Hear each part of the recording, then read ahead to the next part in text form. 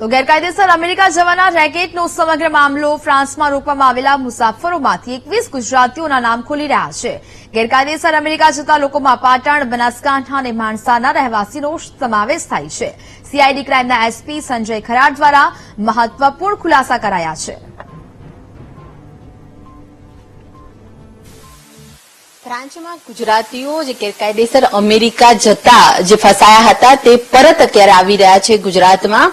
ખાસ તો 96 જેટલા ગુજરાતીઓ ફસાયા હોવાની વાત હતી, પરંતુ 21 જેટલા ગુજરાતીઓનું નામ અને સરનામું હાલ મળ્યું છે. આપણી સાથે સીઆઈડી ક્રાઇમના એસપી સંજય ખરાડ સર છે, તેમની સાથે જ વાત કરીશું કે ખાસ તો શું તપાસ આ કેસમાં કરવામાં આવશે. ખાસ તો જે સર મુસાફરો ફસાવાનો મામલો હતો, ગેરકાયદેસર રીતના જે અમેરિકા જઈ રહ્યા હતા ગુજરાતીઓ, કેટલા ગુજરાતીઓના નામ સામે આવ્યા છે અને હાલ કઈ દિશામાં તપાસ હાથ ધરાઈ છે? આજે બનાવ બનવા પામેલ છે એ બનાવમાં સીઆઈડી ક્રાઇમના વડાનાઓની સૂચનાથી જે અલગ અલગ ટીમો બનાવીને તપાસ કરવામાં આવે છે. તે તપાસ થકી અત્યાર સુધી આપણા પાસે 21 જેવા કન્ફર્મ જે ગુજરાતના એડ્રેસના લોકો છે એનું નામ અને સરનામું આવેલ છે અને તે દિશામાં ગુજરાત પોલીસ સીઆઈડી પોલીસ તરફથી તપાસ હાથ ધરવામાં આવે છે. અમે જે લોકો ભોગ બનેલા છે એ લોકોને અને આ લોકોને પરિવારજનોને એવું પણ વિનંતી કરી છે કે કોઈ પણ આવા લોકો હોય તો એ લોકલ પોલીસ છે અથવા સીઆઈડી છે એના સમક્ષ આવે, જેથી કરીને આ લોકોની સાથે જે થયેલું છે તે બાબતે ગુજરાત પોલીસ તરફથી જરૂરી કાયદાકીય મદદ આ લોકોને કરવામાં સરળતા રહેશે. સાહેબજી, 21 લોકોના નામ સામે આવ્યા છે. ગુજરાતના કયા કયા વિસ્તારના રહેવાસી છે ને હાલ તેઓના પરિવારનો કોઈનો સંપર્ક થયો છે?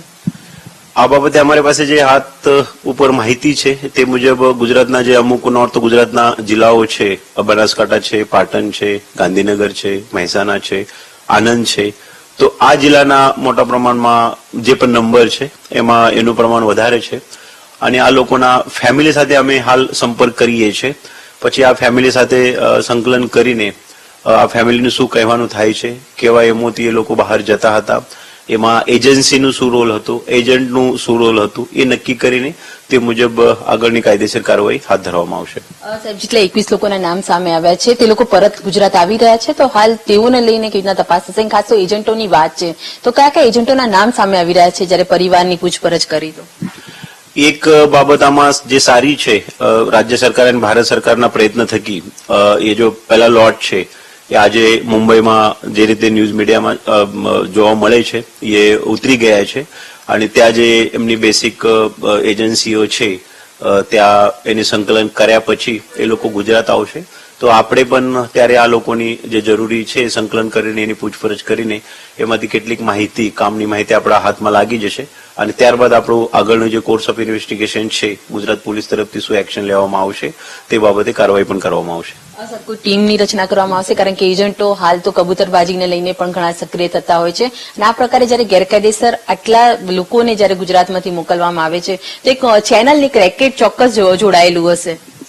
આ બાબતે ગુજરાત પોલીસના જે વિસ્તારના લોકો છે તે વિસ્તારની લોકલ પોલીસ સાથે સીઆઈડી ક્રાઇમમાં અમારા જે એડીજીપી સાહેબ શ્રી છે એમના માર્ગદર્શન હેઠળ અલગ અલગ 4 ટીમોની ગોઠવણ કરવામાં આવે છે. એ ટીમો ખાસા સમયથી આપ જાણો છો ખાનગી રાહે અને જે એજન્સી નોલ છે એના ઉપર પણ આપણે કાર્યવાહી કરવામાં આવે છે.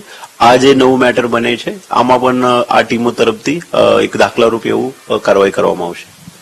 આપણી સાથે સીઆઈડી એસપી હતા. તો જે પ્રકારે ફ્રાન્સમાં જે મુસાફરો ગેરકાયદેસર અમેરિકા જવા માટે જે ફસાયા હતા તેઓ હાલ તો પરત આવી રહ્યા છે, પરંતુ સૌથી મહત્વની બાબત એ છે કે જે એજન્ટો સાથેનું આ જે નેટવર્ક ચાલી રહ્યું છે, જે કૌભાંડ ચાલી રહ્યું છે કબૂતરબાજીને લઈને, તેને લઈને હાલ સીઆઈડી જુદી જુદી ટીમો બનાવીને તપાસ શરૂ કરી છે.